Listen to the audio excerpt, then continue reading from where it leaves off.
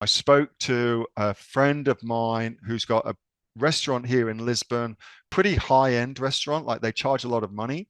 And I was like, oh, what's it like being in the restaurant game in Lisbon in 2023? And he said, oh, I'm not in the restaurant game. I'm not actually in that game. I was like, what do you mean? Of course you're in that game. You've got a restaurant. Of course you're in that game. He was like, I'm not in that game. I'm in the status game, which is a fascinating way to think about it. So he thinks about his restaurant as a way for people that come into it to flag their status in the world. Okay.